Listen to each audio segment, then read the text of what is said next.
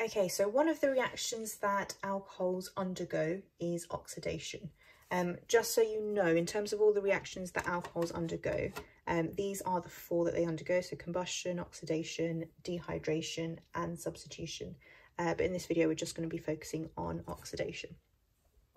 So when it comes to the oxidation of alcohols, first things first, what do we mean by oxidation?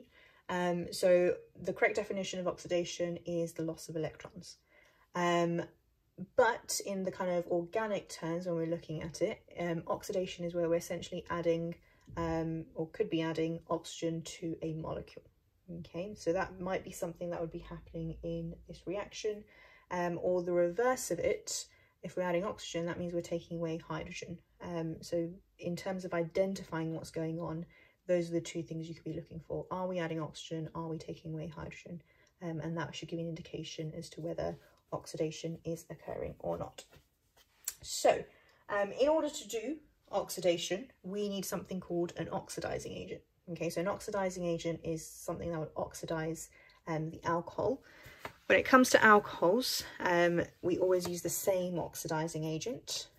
For oxidizing agent, firstly, the symbol is a capital O in square brackets. So this just means oxidizing agent. And the oxidizing agent that we always use is called potassium dichromate.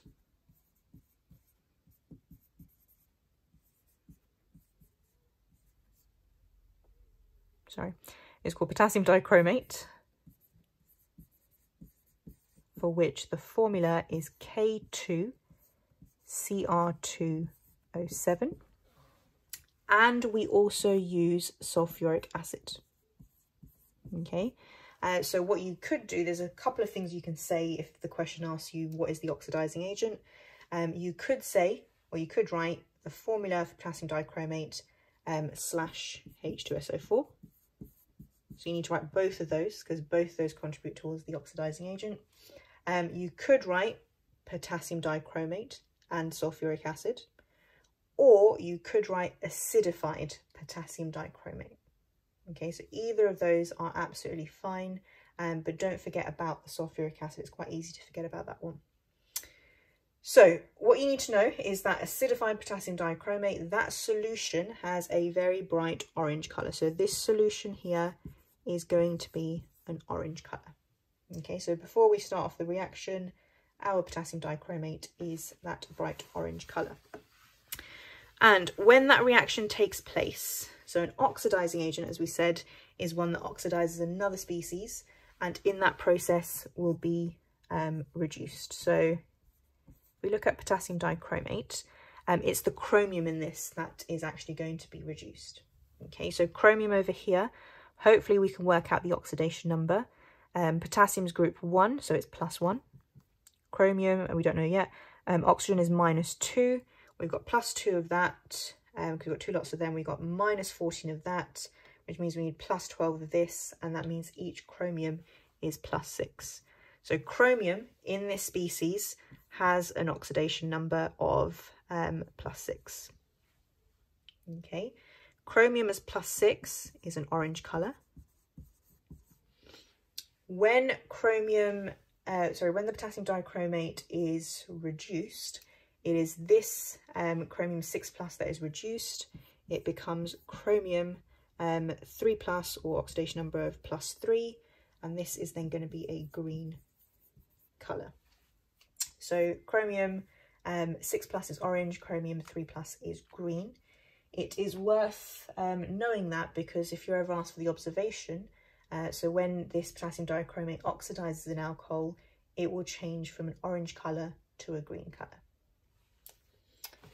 So let's now actually look at the reaction with the oxidizing agent.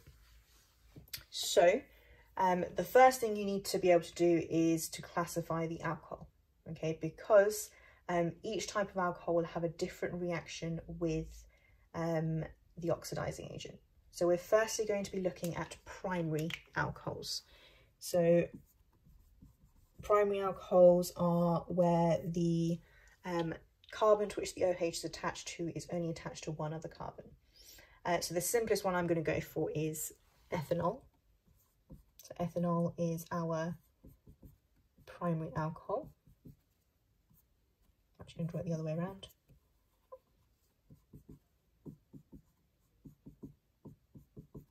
Okay, so we've got ethanol over here.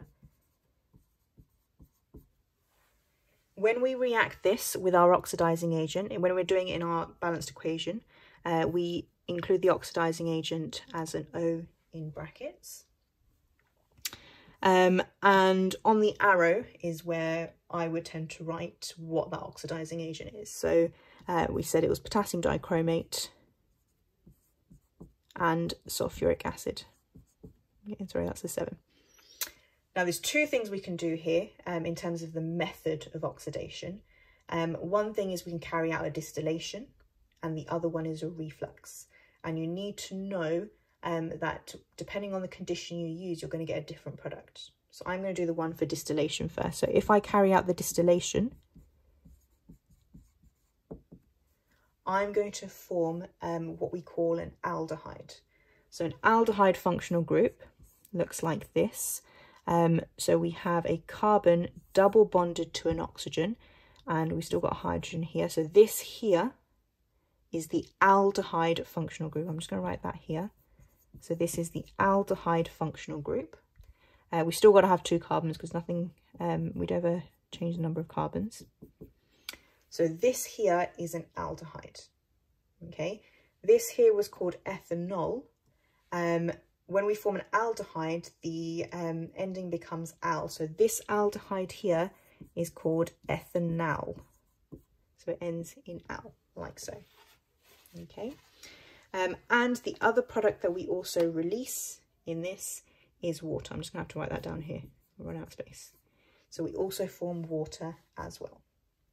So if we carry out the distillation of and the oxidation of a primary alcohol, we form the corresponding aldehyde and water. And in this reaction, in terms of observation, we will observe it go from orange to green because of the oxidizing agent being reduced. Always double check these equations are balanced. So in terms of carbons, we've got 2 carbons here, 2 carbons there. In terms of hydrogens, I've got 1, 2, 3, 4, 5, 6 here. And over here, I've got 1, 2, 3, 4, 5, 6 here. In terms of oxygens, I've got 1 oxygen there. That's 1 oxygen. So I've got 2 oxygens here. And I've got 1 and 2 oxygens here. So that's a balanced equation. Okay. Right, let's say that I didn't do distillation. I used a different method and I carried it out under reflux. Okay, so if I carried this out under reflux, so I use the same thing as before, so I use the same oxidizing agent, I still use ethanol. If I carry this out using reflux, this isn't now going to form the corresponding aldehyde. This is going to form the corresponding carboxylic acid. I'm going to draw that out. So this here, where you've got a carbon double bonded to an oxygen and that same carbon is is single bonded to an OH.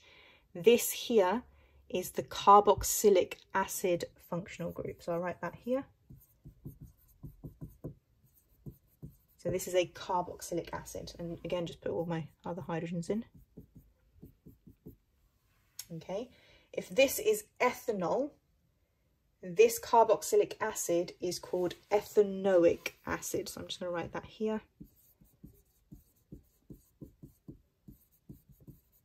Like so. And I also, sorry, I have to write it down here, but I also release a water molecule as well.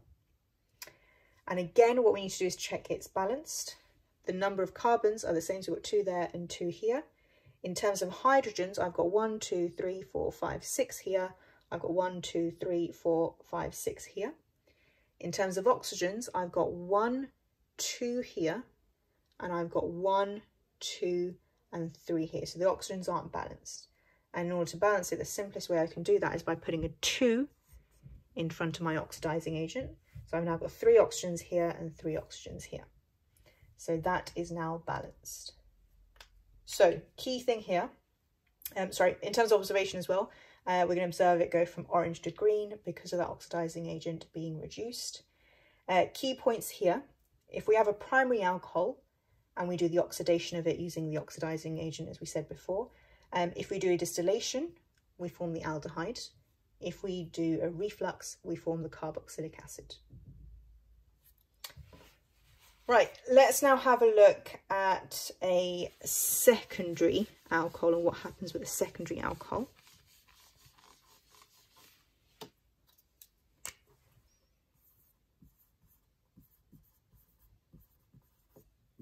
So a secondary alcohol, I'm going to go for propan-2-ol.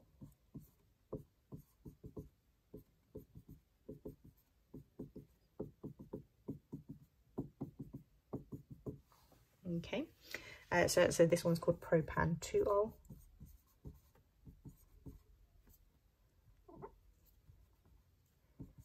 We use the same oxidizing agent. Okay, so we don't change that. It's still going to be potassium dichromate and sulfuric acid. In terms of the reaction here, we can't do the distillation. If we do, we can't do the distillation for a secondary alcohol. We just undergo reflux for this one.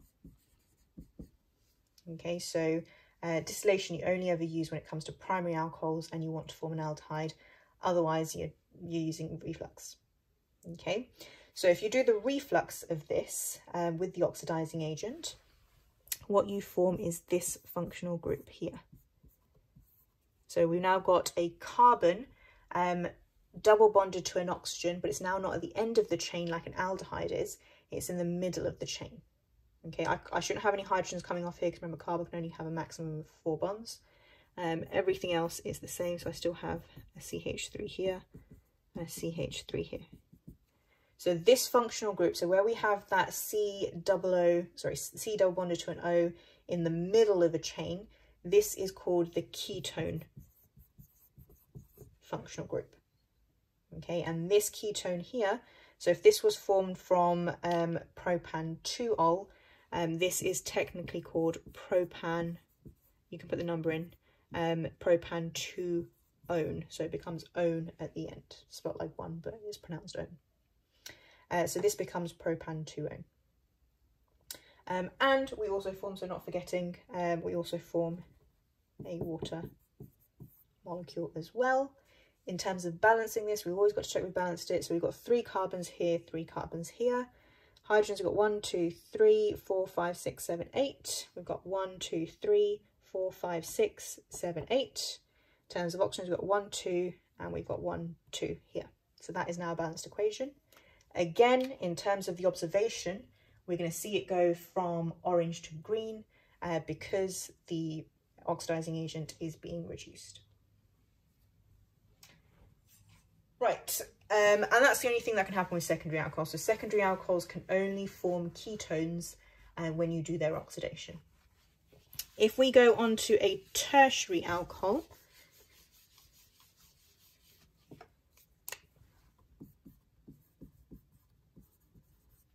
so tertiary, I'm going to go for 2-methyl propan-2-ol.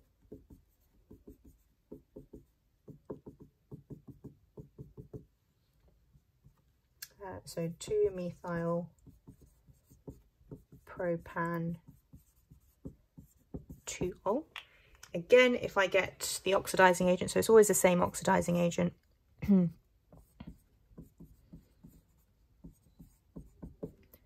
With H2SO4, and let's say I reflux this, which is the strongest thing you can do to it.